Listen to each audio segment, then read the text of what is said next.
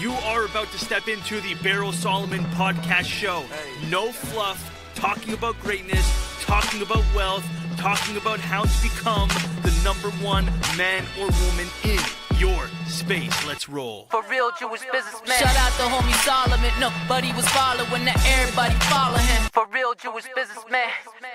Good Monday morning, LinkedIn. This is Beryl Solomon on the Beryl Solomon podcast show. Thank you so much for joining. I'm going to get to some questions that I got last week when I put out a little teaser out there that I gave away a 10-minute phone call to one of you very special people that listen to me and follow me, and I didn't get a chance to answer all the incredible questions on here, so I'm going to do my best to get through a whole bunch of these questions. Hang in there. I hope you're enjoying your drive to work. I hope you're enjoying your workout. I hope you're getting pumped and psyched for the week, because I know that I am. So here we go. David Potts asks, he says, would you rather hit a home run as a scheduled sales meeting or land a sweet deal unexpectedly in a pleasing setting? And how would you navigate salesmanship in a casual, non-business atmosphere? So, great question, David. Would I rather get a scheduled, planned meeting and close that deal, or would I rather have one fall into my lap? I'd say I would love both. Here's what I like about both. I love having a process in place. I love having a way to get business on a consistent basis. I hate randomness. One thing that drives me nuts when I talk to people and I say, hey, how do you get business? And they say, well, it's 90% word of mouth. That scares the living heck out of me, because you cannot predict when your next phone call is going to come into your office. You can't predict when your next email is coming into your office. I love having a power technique, a power train that every single day we're cranking and banging on the phones, we're cranking on LinkedIn, we're cranking all day, and we're actually in control of the leads that are coming in because we're generating them, and then we are then closing them again with God's help. So that's the answer to that. I love closing those type of deals because it's scalable, it's repeatable, it's consistent, and it gives me peace of mind and allows me to sleep and to go to sleep at night knowing that everything is there's a tomorrow, and I could trust that the future will be friendly. But that being said, some of the biggest deals that I have gotten were things that literally fell into my lap. The phone rang, hey, I saw you online, I saw an advertisement, or hey, I saw one of my buddies did something with you, or I saw one of your videos online and your company commercials online, and I want to do one, and boom, it's a huge deal, it's sweet, it takes virtually no closing skills, no selling whatsoever. They're already sold by the time they come to me. Again, problem with that is it's not repeatable and it's not predictable. I hope that answers your question, David. Yuna Weiss asks, what advice do you have for closing deals without being able to have a face-to-face meeting? Strictly phone, email, text. I know your preferred method is face-to-face, but what if that is not an option? Great question, Yona. Thank you for it. So obviously I'm in the video production business. We work primarily with B2B companies, primarily with salesmen in those industries for exactly this reason. I believe that today video is the number one most powerful and effective communication tool out there. Even sometimes, by the way, better than a phone call, even sometimes better than face-to-face, because that person could watch you in the comfort of their own home, and they could literally just relax and breathe, and they could watch it as many times as they want. I'm a big advocate. One of the things that we do at Wealthy Commercials is we create what we like to call standardizing your sales process videos. So if you have super talented salespeople at the company, or the owner at the company that's been doing this for 20 years and could sell with literally his eyes closed, it's very hard for a junior to come into the business and then start selling, especially if it's a complicated product. So we create these sales videos which are very entertaining, very visual, very explanatory, and the most junior guy within the company can send those videos to his prospects, and he could actually get the effect of having the number one closer of the company right there in the meeting, in the room with him. Sweet stuff. I love it. Cool. Bill Ligris.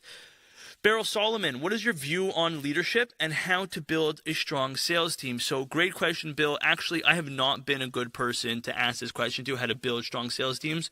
One of my blessings, one of my curses is that I am such a good salesman that it's very hard for me to get out of the way and let somebody else sell. I had a mentor a few months ago that took me out for lunch and explained to me how I could still be the alpha salesman and the alpha sales closer and still train somebody in the meantime. So this is how he taught me: bring somebody with you to every single meeting that you go to. Have this junior book every single meeting that you go to. Have him sit with you on every call, read every email, send out all the proposals, and have the kid or have the guy just roll with you for the next few months. And you're going to see that he's going to pick up on what you're doing. You could still be the alpha guy and yet be training him by osmosis. And what you're going to do is within a few months, you'll be able to turn around and see you have a salesman. I just started training a salesman 2.5 months ago. The guy today is a killer because he sees all of my techniques. When he talks, he says exactly what I do in the meetings. He says exactly what I do in the follow-up. He knows how to roll, and that is how I have been able to build a sales team. I just took on a new guy, so now we're 3 people in the sales, and I'm just going to keep on multiplying myself. I want to have 50 salesmen in this company with God's help. That's the plan, is to really build it super robust. Cool. Thank you so much for that question. You are the man. All right. Vladimir Romanov, how you doing? How do you come up with your own business plan for wealthy commercials, and what kind of advice would you give to someone who wants to do the same? Very interested in the process of how you ended up with that idea and how you planned your vision, etc. Vladimir, thank you for the question. So here it went. It was do or die for me. I had no choice. I had to start my own business. I have 3 children. I have a wife, 2 cars, a mortgage, everything, all the pressure that you could imagine, and I had to start a business. So here is how I did it. I took a pen and a piece of paper. Yes, people still use those these days. And I sat down and I wrote every single possibility of a business venture that I thought would be interesting and profitable. Everything from selling airplanes to selling meat to selling life insurance to opening up my own line of laundry mats. I mean, everything you could imagine. And video production was one of those things on that list. I'd say the list was probably about 20 things. Video production was the lowest barrier to entry with the highest amount of profit and with my highest amount of interest as well. So it had like the magic 3 formula. Again, lowest barrier to entry, highest amount of profit, and highest interest level. And really from there, I just in my gut knew that it was something that was going to work. So the truth is I don't have a business plan, but I got a business. I know so many people who have business plans without a business. I'd rather have a business without a plan. Now we strategize how to grow, how to take it to the next level, but wasn't too overly, crazy about building a business plan or doing projections for the next 4 years. Ultimately, the market will decide where my business will go, and my hustle will determine how big and how fast it's going to get there. Thank you for the question. Appreciate it. All right. Who is next?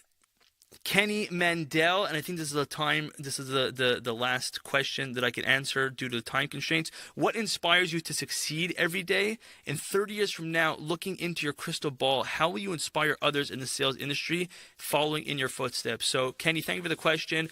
What inspires me to succeed every day is, first of all, I have absolutely no choice. Again, that's like a big, big, big thing. I once heard a credible story it's a true story, but a general, he lands on the shores of an island that they're going to war with, and when all of his soldiers leave the battleships, the general turns around, and he lights all of the wooden ships on fire.